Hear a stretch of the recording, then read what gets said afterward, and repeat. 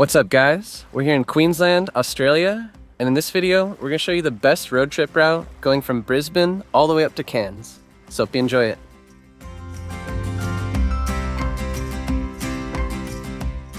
Queensland is a vast state in northeastern Australia. It's a place of incredible diversity, from ancient tropical rainforests to stunning coastlines and the world-famous Great Barrier Reef. We chose to do a 3-week road trip from Brisbane to Cairns. This coastal route is about 1,700 kilometers or 1,056 miles. In this video, we're sharing the most beautiful spots we discovered along the way, presented in the order we visited them. This travel itinerary is easily reversible if you wanted to start in Cairns and then make your way down to Brisbane instead. Make sure to watch until the end of the video, as we'll also share some helpful travel tips. Now let's dive in. We are Zach and Ina. We make helpful videos about destinations around the world so you can easily plan your own adventures.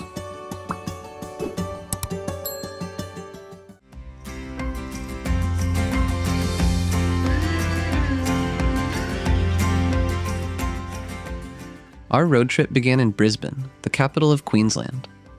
Located on the east coast, Brisbane is a major hub and one of the easiest cities in Australia to fly to from abroad. We decided to spend our first week here before picking up our rental car. Brisbane is known for its vibrant culture, lush parklands, and relaxed atmosphere. Can't miss activities include walking along the Brisbane River, watching the sunset from the Kangaroo Point Cliffs, soaking in the sun at the South Bank Parklands, and visiting Mount Cootha Botanic Gardens and the Summit Lookout. We also love the city's food scene, from the romantic Howard Smith wharves to the diverse food containers at Eat Street North Shore. To learn more about Brisbane, check out our other full video about the best things to do here.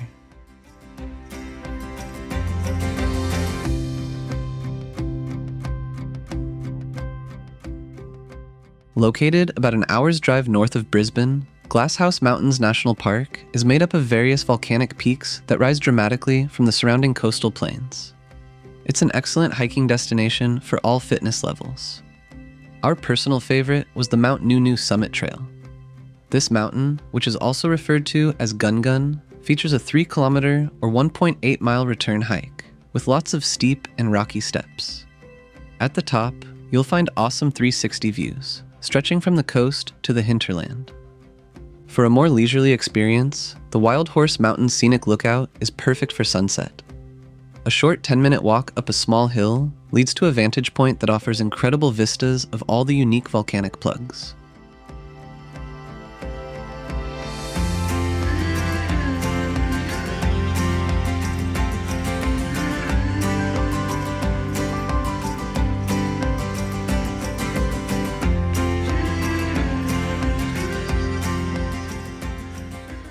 Leaving the Glasshouse Mountains, we drove north along the Sunshine Coast. Stretching for over 60 kilometers or 37 miles, this region is filled with sandy beaches and charming towns. We made quick stops at the coastal towns of Caloundra and Mooloolaba before settling into Noosa for a few days.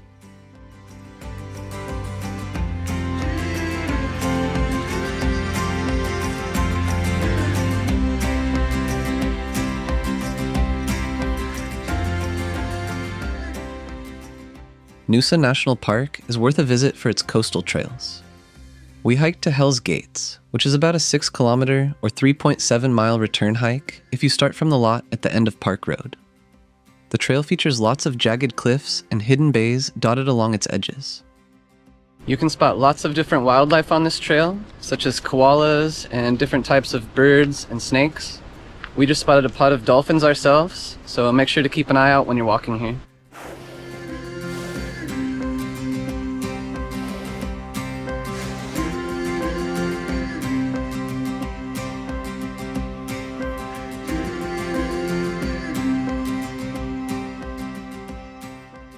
Other fun things to do here include kayaking in the nearby Noosa Everglades, taking a relaxing sunset river ferry from the Noosa Marina, or enjoying some local seafood at one of the many cozy restaurants in town. A little further down the road, you can also find the Yumundi Market, which is a vibrant hub of arts, crafts, and delicious food on Wednesday and Saturday mornings.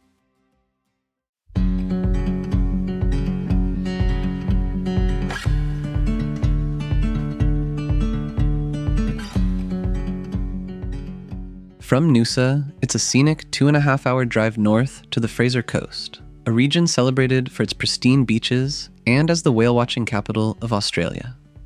Our first stop was Rainbow Beach, where we did a short hike to explore the massive Carlo Sandblow.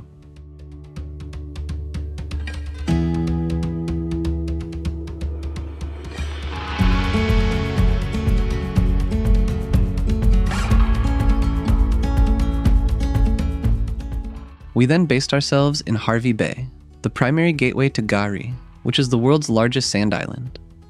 It's only accessible by ferry and a 4-wheel drive vehicle, so we decided to visit this island on a guided day tour. Highlights included swimming in the blue waters of Lake Mackenzie, exploring the Mahino shipwreck, wading through Eli Creek, and driving along the sandy highway of 75 Mile Beach. We also spotted some dingoes here, which was the only place we saw these animals during our entire 3 months in Australia. The terrain is rough, and the island is incredibly large, so in hindsight, we would rather have booked a multi-day trip to see all that the island has to offer.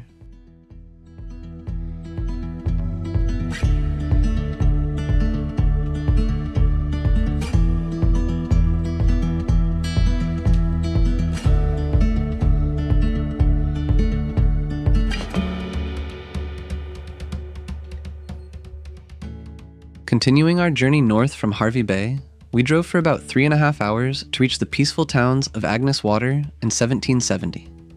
This laid-back area boasts beautiful beaches and nature. A highlight is the Red Rock Walking Trail, which offers awesome coastal views and unique geologic formations. You also have the chance to spot wild wallabies around the shores, which are more common to see during sunrise or sunset.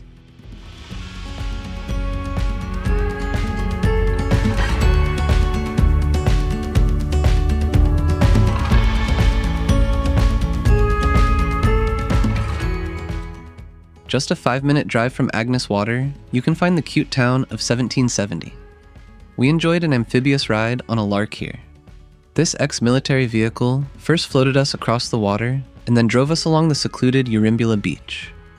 Our only regret was not having enough time for a trip to Lady Musgrave Island, a beautiful coral cay in the southern Great Barrier Reef. It's renowned for its excellent snorkeling and diverse marine life, and can be reached on a day trip from 1770.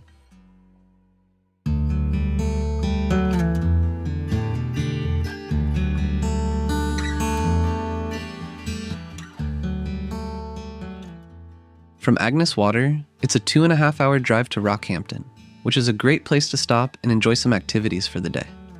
We loved the panoramas from Mount Archer National Park and visiting the fascinating Capricorn Caves, which is an above-ground limestone cave system that can only be visited by a guided tour.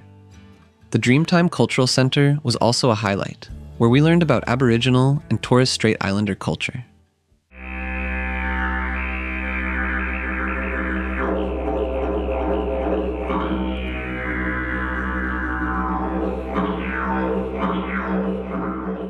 From Rockhampton, it's another 40-minute drive to Yeppoon, which boasts some of Queensland's best beaches in our opinion. The Capricorn Coast National Park is just a 10-minute drive from Yeppoon and is home to the scenic Bluff Point Circuit hike, which is especially magical at sunset. This hike is only about 2.5 kilometers or 1.6 miles total, and is definitely a must-do when you're in the area. But our favorite activity was doing a day trip to Great Keppel Island, just a 30-minute ferry ride away. Here, we walked from Fisherman Beach to Monkey Beach, along a rooted trail with lots of ups and downs. It's definitely a track that we recommend wearing decent shoes for.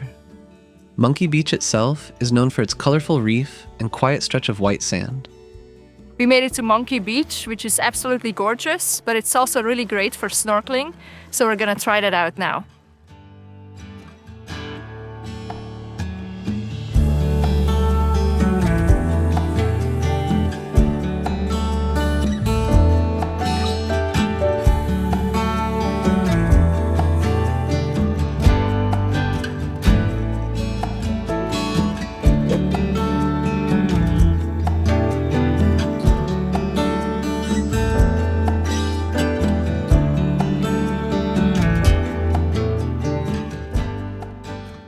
The drive from the Capricorn Coast to Cape Hillsborough National Park is a journey of around 4.5 hours. The park is famous for its wild kangaroos and wallabies that gather on the beach during sunrise. They've been accustomed to human presence and are known to be fed by the on-site resort staff for various reasons. As such, this offers the chance to see them up close and take amazing pictures. However, don't just go for the animals. The park offers some fantastic walks, and we highly recommend the scenic Andrews Point track. Since accommodation within the park is very limited, we based ourselves in the city of Mackay, which is about a 50-minute drive away.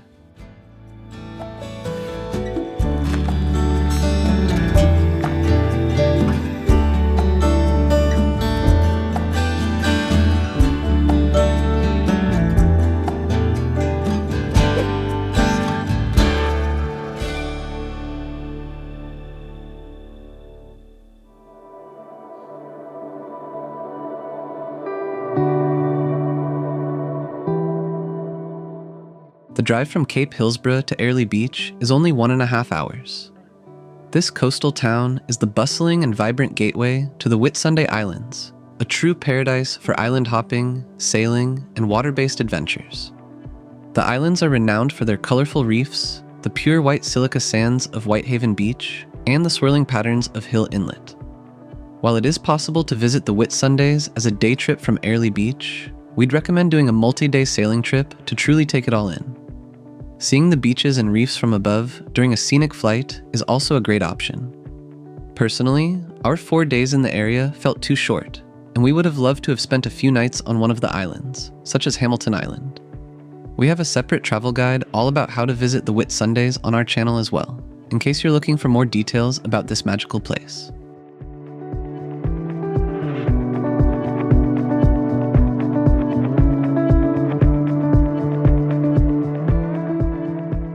Driving from Airlie Beach to Townsville takes about 3 hours. Townsville is a vibrant city, with highlights including the iconic Castle Hill Lookout and a beautiful waterfront promenade. Magnetic Island is also reachable by a short ferry, and is known for its abundant koala population, picturesque bays, and extensive hiking trails. Unfortunately, we had to skip this part of our trip due to heavy rain.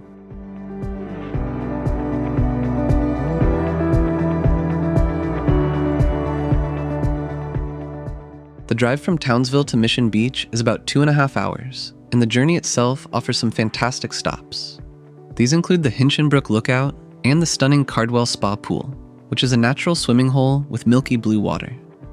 Mission Beach marks a significant change in climate as you officially cross into the tropical North Queensland region, where lush rainforest meets the sea. The area is known for its palm-fringed beaches and laid-back atmosphere. One of the biggest highlights is the chance to spot the endangered cassowary. This is a huge, prehistoric-looking flightless bird, which can reach up to 6 feet or 1.8 meters tall. We explored the rainforest hikes around the Mission Beach area, and were lucky enough to see a cassowary right next to the road in Eddy Bay.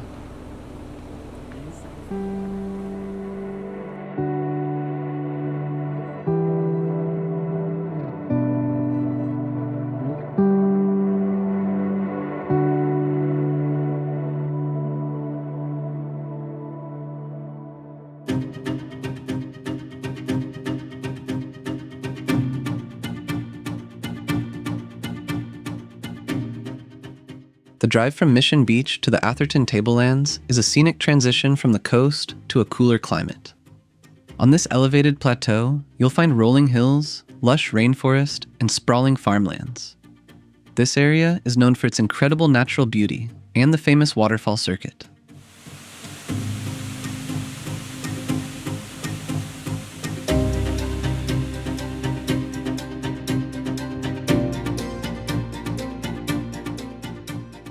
The charming town of Yungaburra makes for a fantastic overnight stop as it's a prime location for wildlife spotting. Particularly around Peterson's Creek, it's common to find platypus and tree kangaroos. We were lucky to find both of these unique creatures around sunset time, when they're most active. And while it's possible to drive the entire Atherton Tablelands from Mission Beach to Cairns in a single day, be prepared to arrive after dark.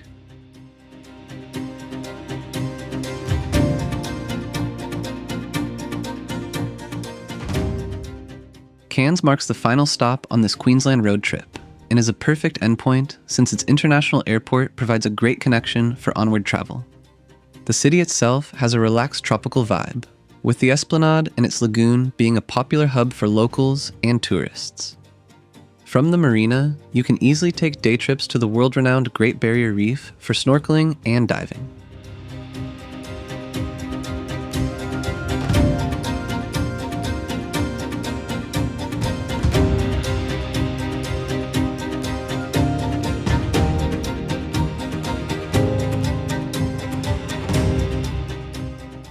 It's also worth venturing beyond the city for a few days to explore the lush landscapes to the north. Highlights for us included the town of Port Douglas and the ancient Daintree rainforest. But our favorite activity was our day trip to Kuranda, which involved a breathtaking journey on the Skyrail Rainforest Cableway and the Scenic Railway. Learn more about Cairns and all of the things to do there in our complete video about this area.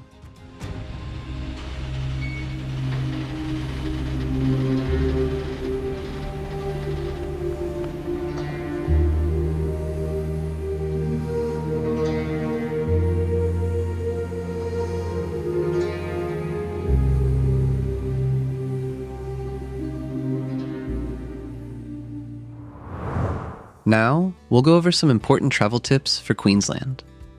First, timing is everything. While the direct driving time from Brisbane to Cairns is around 19 hours, it's best to spread the trip over at least 10 to 14 days if you want to see the main highlights. However, if you want to fully enjoy all the places we mentioned in this video without feeling rushed, we recommend budgeting for 3+ weeks. The best time to visit is during the dry season, from June to October. This period offers beautiful sunny days and low humidity since you avoid the wet season's heavy rainfall, tropical storms, and marine stinger season in the far north. We visited in June and still had some rainy days in the north of Queensland. We'd probably pick August to October if we were to visit again since it's also prime whale watching season at that time.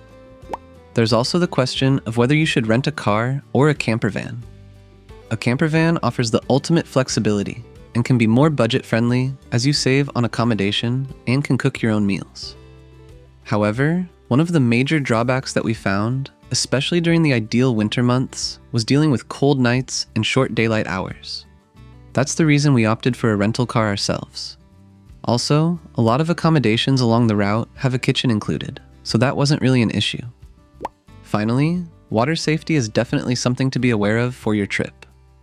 The ocean temperatures can be cooler than expected, especially in the southern parts during the winter months. Keep that in mind as lots of the activities are water-based. We usually rented a wetsuit for more comfort. Always swim at patrolled beaches between the red and yellow flags and wear a stinger suit from November to May to protect from marine stingers.